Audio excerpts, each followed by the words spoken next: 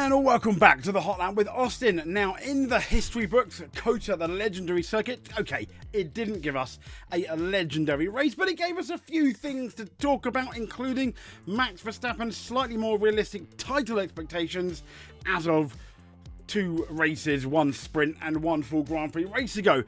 Yeah, it's almost in his hands at this point. If he wins every race, we'll get into the implications of that. Have McLaren absolutely imploded, particularly their McLaren on the Australian/Piastri side? We'll speak to you after this.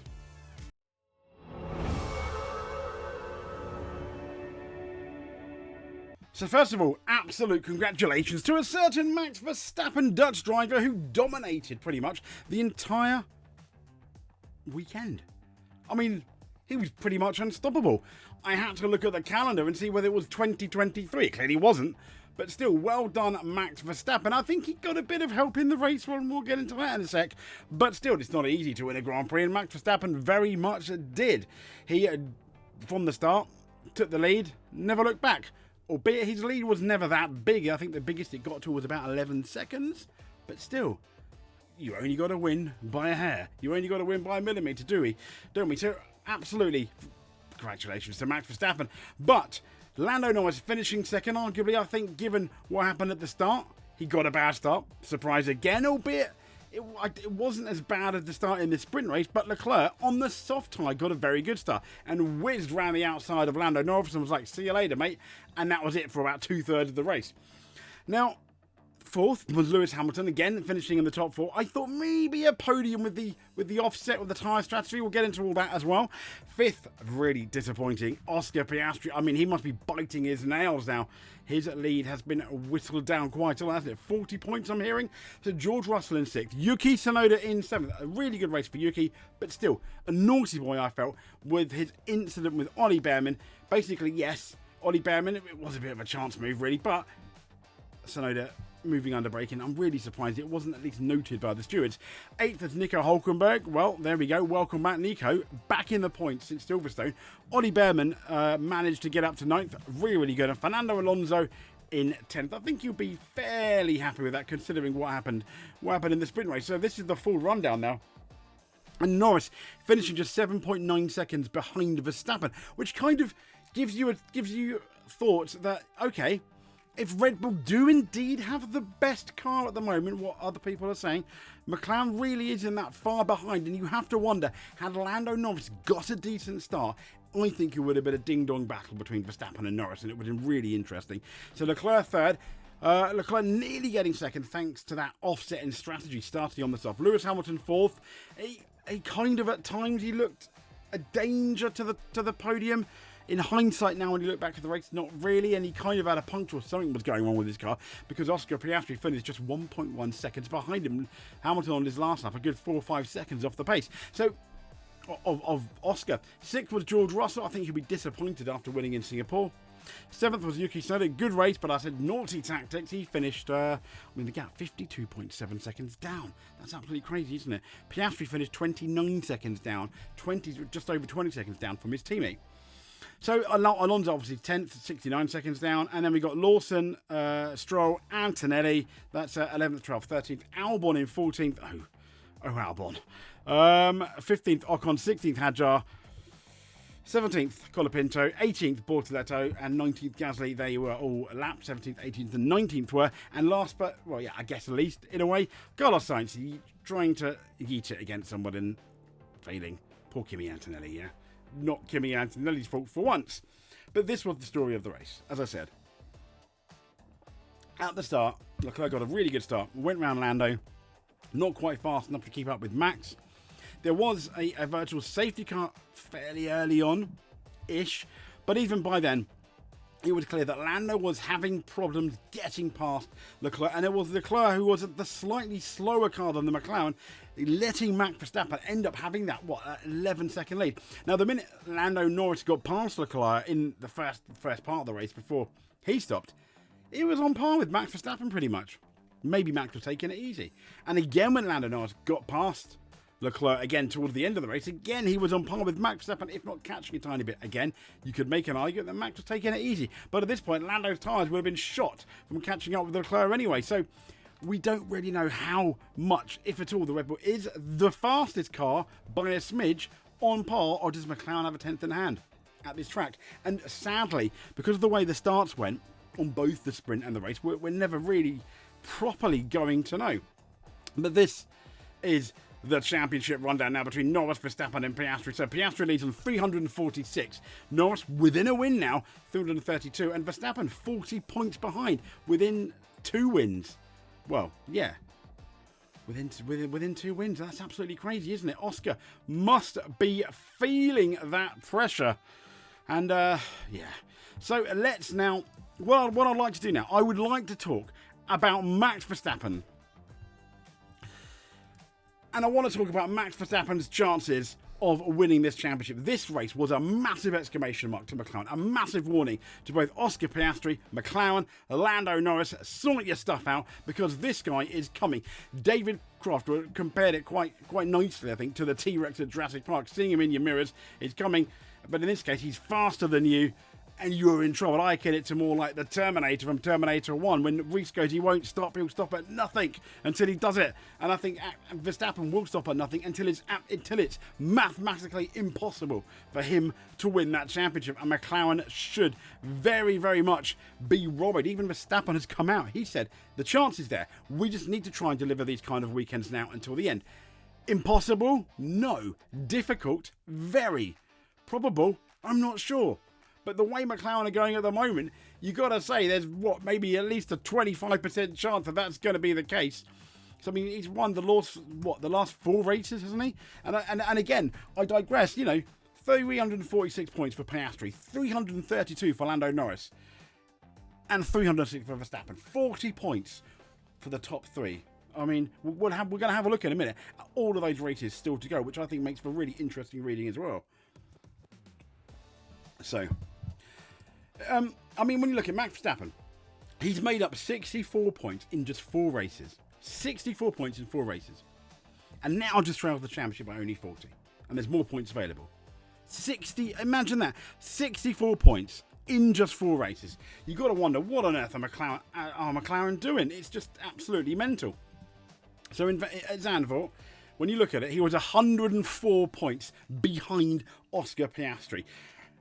And then Verstappen cleared his championship deficit by 64 points since the Dutch Grand Prix. He's gained 64 points, just leaving 40 points between him and Piastri. That, my friends, is really scary stuff. That is really scary stats that Red Bull have been able to do. They've, funny enough, since Christian Horner left, they've sorted their car out. They've sorted the aerodynamic imbalance. And to one of them, I thought, oh my gosh, without Newey, they're completely screwed. Apparently not, because they've sorted it out. And also, this is most certainly helping Max Verstappen wanting to stay at Red Bull, albeit the big caveat for next year. But still, if he wins this title, it's going to be a comeback of epic proportion that's going to be written about everywhere. It really is. And as much as Max Verstappen will be epically remembered, I think McLaren will be absolutely shamed upon by its fans and F1 in general, I imagine. It's kind of, if you're a McLaren fan, I love all teams. I love McLaren as well. They were, I love him since David Coulthard, Mika Häkkinen, Senna Prost, and you have to wonder, surely you can't lose this. You're still in control, sort of. I don't get it. I mean, their car in Singapore, and I think in this race, potentially had enough pace to win the race. We'll get into that in a bit when we look at our at the F1. When we look at the F1 data. But once again, it's Max Verstappen winning races. I'm not saying winning races that he necessarily shouldn't. You can make a case for it. But what he is doing is maximising every, no pun intended, every opportunity where McLaren are repeatedly dropping that ball. I mean, for the chances for that 5th championship, yeah, for sure the chances there. Obviously, as we've just said, he just needs to try and deliver those. Deliver that every weekend. Now, Max also, let's be honest, he is a very talented guy, but he needs the car. As we've seen, when the car is not there, you're not a miracle worker, Max. No one is. He can't do it. But when the car is there and has a chance of winning, he's going to be absolutely on it like a car body. Now, this is the implications of potentially Max Verstappen winning the title. So, 306 points. currently 3-4-6 and 3-3-2.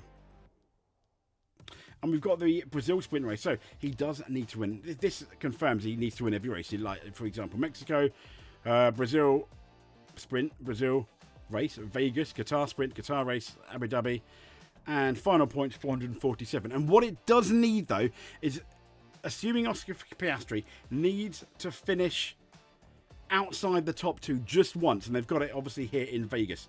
So it's not quite within Max's yet to win every race, with Oscar Piastri finishing second.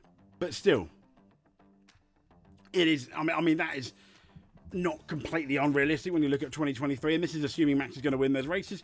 But even if he doesn't, if, for example, Lando Norris wins a race, Oscar Piastri finishes like 9th, and Max finishes second, that's still a massive point haul. So it is still very, very possible. But what's interesting is, I think, if Max outscores Oscar again, significantly, and Oscar's not second, then Max wins Mexico, and Oscar, for example, finishes 4th, then it is, the whole thing does then become within Max Verstappen's hands to win that championship. It absolutely does. But there are a few buts, and we'll get into that but in just a second. But Max Verstappen, it says here, now has the same amount of wins as Lando Norris does in 2025. Think of that, if you will. That's, well done. Fair play, Mr. Verstappen. Now, this is the calendar. I'd like to take a look at it because we've got Mexico next. Mexico is very much a Red Bull circuit. They've been very good there. The Honda engine really likes it there. So I think McLaren are going to be very worried. Last year, arguably, it was Lando Norris potentially had the pace to win it, but there was shenanigans between him and Max, which caused Max to get lots of penalty points, which are, funny enough, coming off, I think, on the 27th of October. But Mexico. So after Mexico, you got Brazil, which in the drive, McLaren looked very good last year. And I think Mexico, Red Bull, Brazil, potentially McLaren just by a hair. But if it is where it's really anybody's ball game, this is the race where I think the championship became absolutely untenable for sadly for Lando Norris, as he really dropped the ball in the way. And Max Verstappen came from so far back to win it. It was, I mean, once again, almost handed on a plate. This massive chunk of points that McLaren could have done last year, and in the way it didn't really happen. But yeah, we've got Brazil. Round 21, I think McLaren might have the advantage there. Now, going into the United States, Las Vegas, it's very much, I think, lots of straights. I think Red Bull, kind of like a bit like Baku, I think Red Bull could have the advantage there. Going into Qatar, I think it's going to be very close. I think because of all those corners, it'll be close. Maybe Red Bull or McLaren by a hair. It'll be really close. I think the next two, round 23 and 24, are going to be really close. But I think Brazil is the one where McLaren, I think, definitely need to pull out all the stops to win. Now, there's this rumour that they're going to have a new floor, and the rumour was they didn't debut the new floor in Austin simply because it's a sprint Grand Prix weekend. There's not those 3 practice sessions, or at least the first 2 practice sessions on the Friday to rely upon and to get all that data they're going to need to see if the floor is any better. So that is I believe, an upgrade that is potentially coming from McLaren in Mexico when they do obviously have those 3 practice sessions. So it's going to be interesting. If that floor improves a lot, maybe they're going to have the advantage. That is how close we're talking.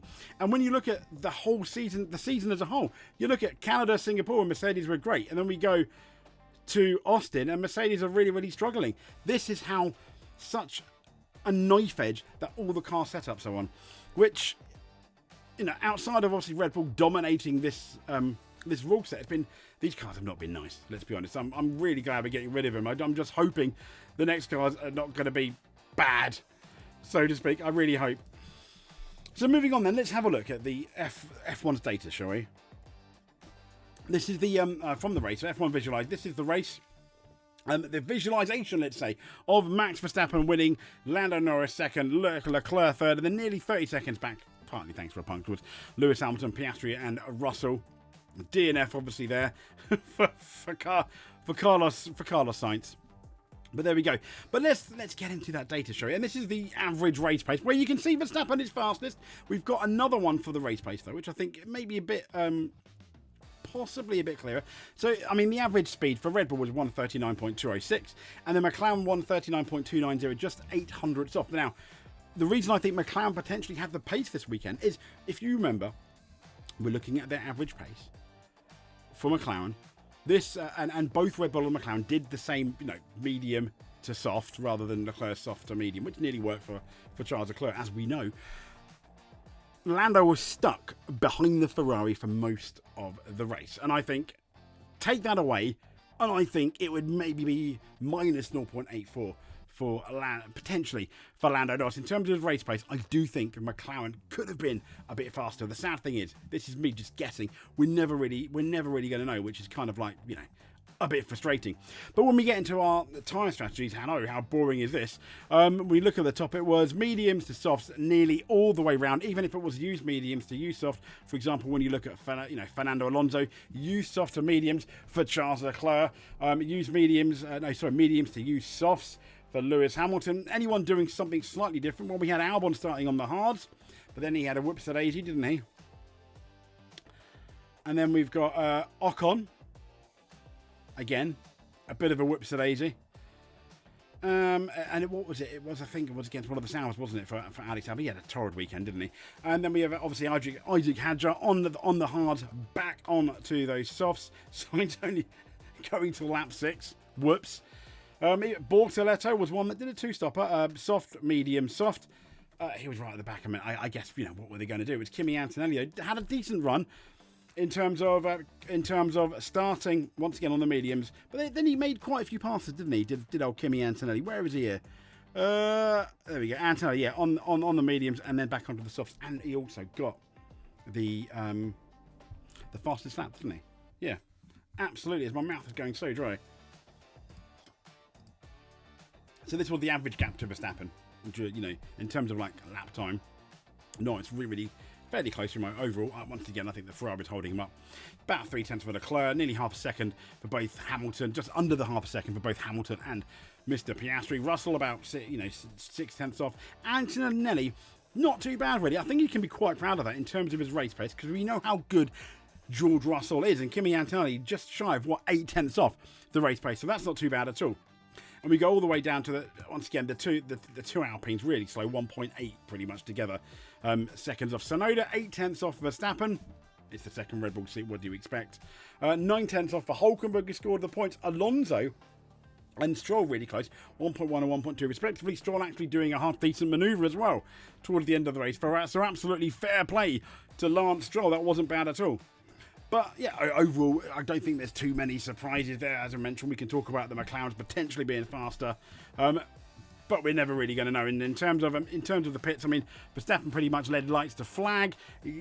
Obviously, he didn't get the fastest lap. Sadly, as you can see here, Leclerc pitted really early, but then got the undercut. Was very careful on the medium tyres. He started on the softs, and the softs were older, and they just kind of fell off a cliff really almost towards the end, which is the reason why Norris, he came on the radio and was like, my softs are done, I'm done. He kind of got a second wind, whether that was, a fake out or I don't know, but then he came back and he ended up doing a really decent pass on Leclerc. So George Russell again pitted fairly late, but yeah, the race as a whole, if I'm honest, was fairly uninteresting really. Interesting first lap. We had a nice battle between Leclerc and Lando Norris, and a few battles behind, but that was pretty much about it.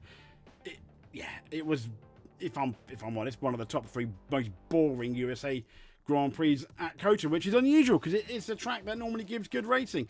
But I also blame it down to the cars and maybe the boring Pirelli tyres potentially. But there we go. So this was reaction times at the start, which I always think is quite interesting. So we got 0 to 100 and 0 to 200. So the best reaction time was Max Verstappen, even though it did initially look like Lando got the jump. But 2.8 to Lando's 2.9. Both of them 5.3. It took him 5.3 to get seconds to get up 200 kilometers an hour. 2.9 to get up to 100. But it was Leclerc on the soft tyres. 3. He got a slight. He didn't react as quick as Lando Norris, but it was in that second phase of the start and that first corner where he yeeted around the outside of Lando Norris, didn't he? He had so much more grip on those soft tyres. It was Alex Albon, 5.8, who got a really bad start. So, there we go. Yeah, that's always quite interesting.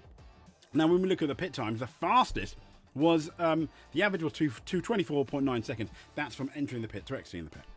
The fastest was VCarb on 23.45. Again, McLaren they've got a problem with this second stop.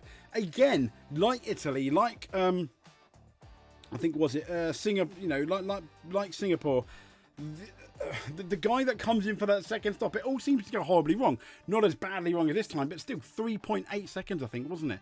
In the end, for Lando Norris, which is just not good enough. Ferrari, though, on the money, as well as Mercedes, 23.8. Red Bull are always consistently good. I mean, McLaren 23.9 in the end, but still, yeah, that Lando Norris, that was really amateurish, wasn't it? Amateur hour. Now, this is always interesting. Top speeds, Russell, 3.26. What's that about? Because the highest was Lance Stroll, 3.42. Oh, my gosh. Probably getting that slipstream and the DRS down that back straight, I'd imagine.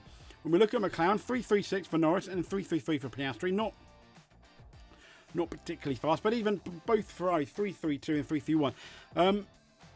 I mean, yeah, their differences. Colapinto 3.39, but when you look at it, you need to get all the way for a top guy to get to what? Lando Norris on 3.36, halfway down the line, to get a car that was, comfortably one of the pace setters. And even that Max Verstappen on 3.29, that's because he was leading. He probably hardly ever got DRS. So, yeah, it's that telemetry data that way is always skewed. It's always better to look at the qualifying telemetry data, which I would think is going to be somewhat, which I think is always going to be somewhat accurate. But there we go. So we're going to come to this bit here. Chaos. Potential chaos. I imagine this person's obviously the current rules say Sainz is at fault, but Antonelli has took the corner like he didn't exist. I don't think so. Let's have a look.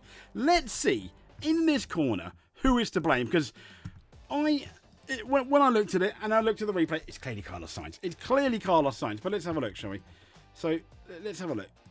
Let's pause it and then go. Okay, so we've got Carlos Sainz is now right alongside Kimi Antonelli, and then Kimi Antonelli cuts across him. And at this point, does Carlos really think it's going to work? I think that's more calm. I mean, when you look at the apex, going by these absolutely ridiculous rules, he's nowhere near. Judging by the rules, yeah, and Kimi Antonelli just turned in. Could Kimi Antonelli have avoided it? Absolutely. He could have avoided this. Did he? Well, as you can see, he whoop boonk, book. Badonk. He clearly didn't, did he? Kimi Antonelli didn't. He could have avoided it. And there we go. But in the end, it ruined Kimi's race, and it definitely ruined Carlos Sainz's race. Was it worth the risk? Here, it may have been, but I imagine at this point, to be fair to Carlos Sainz, he would have been absolutely 110% committed. Lick the stamp and send it. And then, I mean, Kimi did not give him no space. So the Twitter person is definitely right on that, but still, yeah, not particularly good. Not good at all. I mean, this was Kimi's on board. Look, yeah, what a surprise here. Now, now this is Sainz's on board. So here we go. Yeah, I'm going to get you, Kimi. And there, he's committed now. He's committed. He is committed. And from Carlos Sainz's point of view, probably thinks, yeah, this is on. This is on like Donkey Kong. And then Kimi just, goes donk. I mean, I don't think it's as much as Carlos Sainz's fault as it did before. But I don't know. I'm like, I mean, he's turning. He knows Kimi's going to be there. He's turning. And yeah, I mean... It looks like he's almost understeering there anyway. So wherever Kimi goes, he's potentially going to understeer into him. But I guess we'll never know. I still think it's Carlos Sainz's fault. Antonelli said he took me out. Yeah, copy. Saw that, mate. What a bleeping. Yeah. And I thought this was funny. I'll leave it on this a bit while I have a drink.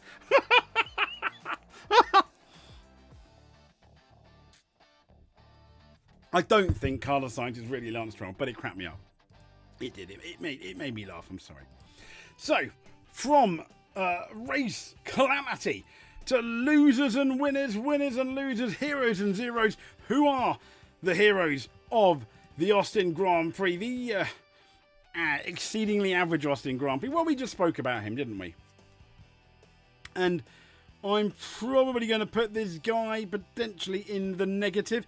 To be fair, I think there's one team that's wholly in the negative, and the first one's Carlos Sainz. Probably should have avoided that. Maybe a tiny bit desperate, but yeah, kind of ruined his race, didn't he? Whips at 80. Carlos Sainz, not particularly. Yeah. not particularly good, were you? No. No. But next up is his teammate, Alexander Albon, in the loser category. Yeah, well, I mean, you hit the kicks out, but it looked amateurish. It was not. It was borderline a slightly bit less worse than Lance Stroll at the sprint race when he hit Ocon. Still, Lance Stroll. It's Lance Stroll. What do you expect? I don't expect that from Mr. Albon. Next up, Stroll. He finished 12th. Solid race, but it is Lance Stroll. It's Lance Stroll. Next up, we've got Bortoleto, who finished 18th. Not particularly good from Bortoleto, really, was it? A very average race. To be fair, though, he did beat Gasly, but I think, I think Gasly, well, yeah, he finished 19th. I mean, these are kind of like by the by, if I'm honest. Next up, we've got Isaac Hadjar, who had an absolutely horrible weekend. He had an average race, finishing, 16th in the end. Nothing to write home about. And sadly, none of the V-Carbs actually scored a point, which is a bit sad, really. And next up, we're once again beaten profoundly by his teammate. In 15th place, finishing, was Esteban Ocon, who's one of our other losers. What is going on with him? He's just having such an average. He had a really good first half of the year. What's happening in the second half of the year? Colapinto beating Gasly, which is good. What was it? I thought it was interesting. They were like, team orders, hold your station. But the problem was, I mean, Nico Hülkenberg was all over him. I think, was it Hülkenberg or Bortoleto? So it was all over him at the time. So what would you expect Colapinto to do? He potentially was going to be passed. And it was clear he was faster than Gasly. So I don't really blame him. This guy, initially I thought, oh God, Colapinto, he's disobeying team orders. But also at the end of the day, this guy is driving for his career. So that I kind of understand, even though in the long term, if he wants to stay healthy, that may well have hurt him. But yeah, next up we've got Liam Lawson. He finished 11th. Yeah. Captain Average, really, again. Okay. He didn't, it's respectable, I guess, just. And also, the last person in the negatives is, once again, this guy here, Oscar Piastri. Well, I mean, this guy was absolutely, for most of the race weekend, other than causing that hullabaloo on the sprint race on turn one, he's been pretty much anonymous this whole weekend. And again, off the podium. Is the pressure getting to Oscar? That's what you really have to start asking yourself. It's not very good, though, is it? At the very least, it's not very good for Oscar Piastri. It is concerning, at minimum. So in the positive, we've got just about in the positive Yuki Tsunoda, because he finished in the points. He finished 7th. However, naughty boy for moving under braking on Ollie Behrman, which is why Ollie Behrman is ahead of you in our ratings. You naughty boy, Yuki Tsunoda. I know I also put Kimi Antonelli in the positives. Yeah, he went to the back. He probably had a damaged car, but he never gave up.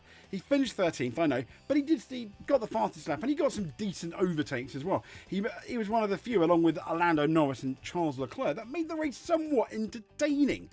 Fernando Alonso finishing 10th. Another point for Aston Martin in what is, I think, here maybe a difficult car in the end. Not bad at all. Again, the MVP potentially of the year, George Russell. Yeah, he's a bit far down. He was kind of anonymous, unlike the sprint racing. He finished 6th. I don't think he was going to finish any higher. Next up then, we have got Ollie Behrman, who finished 9th in spite of certain drivers. Like Yuki Tsunoda.